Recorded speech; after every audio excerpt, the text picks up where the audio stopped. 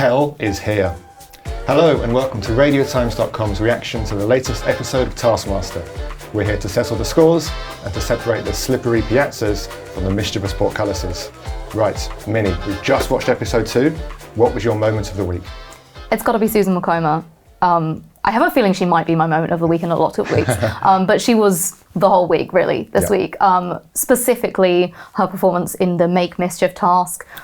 She had Sam Campbell just running around, standing up, sitting down, yelling, creating parts of his own task even, all thinking that he was performing one of Alex's tasks, the Taskmaster, and actually it was designed by her, and it really worked spectacularly for her, and she obviously came out on top in that task as well. Yeah, it was so good. Sam was the perfect foil as well. He was the right person to pick, and it felt like classic Taskmaster, kind of messing with one contestant, giving them a secret task on their own as they quietly kind of go mad in the toilet. Absolutely, he has that kind of Josh Widdicombe effect of like watching him have a minor breakdown over something that he doesn't even realise has been set up purely to torture him. It was perfect TV, and especially watching him unravel as it all comes to the fore in the studio, finding out as well that, you know, Mice and Fish was an anagram of mischief. It was just perfect. Thank you, Susan. Fury, so good. Well, my moment was also Susan. It was a different task. It was the drawing with the nails task, where she produced the absolute hellscape of the woman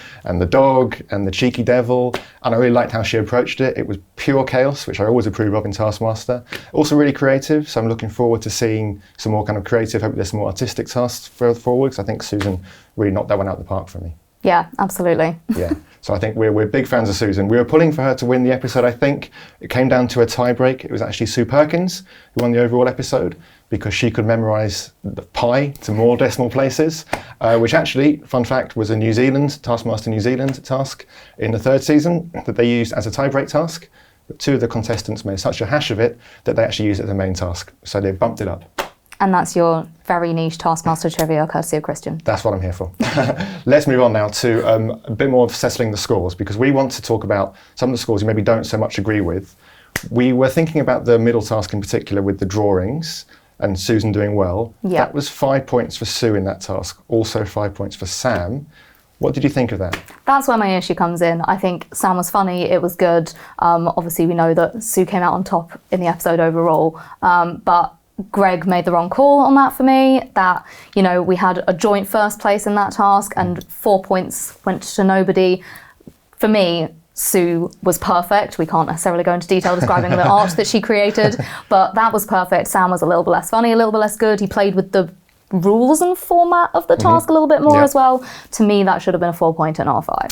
Yeah, I think I agree. I think his artwork was brilliant. I think it was really spectacular, but equally he was playing by a slightly different rule book, thinking outside the box, which is a good thing, but I don't think you can really compare what Sue did versus Sam. Yeah. I do think you have to make a little bit of an exception for Sue playing by the rule book as it was. And yeah, very interested to see how they're going to edit that task on Taskmaster Bleeped. That will be an interesting one. Yeah. Moving on now, I'm going to talk a little bit more about Lucy Beaumont's scores, because I want to raise this point. I'm going to pick a bone with Greg here, because I think Lucy Beaumont, she has not been great so far in this season, but she's now fallen into the trap, I think, of clearly the worst contestant.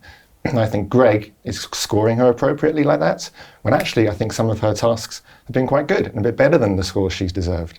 Thinking of that drawing task, okay, it wasn't great, but it probably should have got more than Julian's, right? That was a bit of a mess. Thinking of her prize task with the pub sign, I thought it was a really good prize task. I'd take that home. Probably better than Sam's slippery piazza, in my opinion. What did you think about Lucy? Do you think she's in danger of being the worst contestant regardless of what she does?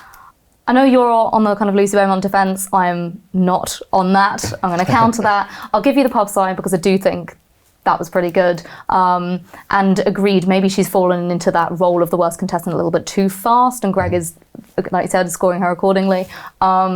Maybe in a couple of episodes' time she'll be solidly in that rut, and it will make more sense. But no, I don't think her drawing deserved any more than it got. I also did think Slippery Piazza was very funny.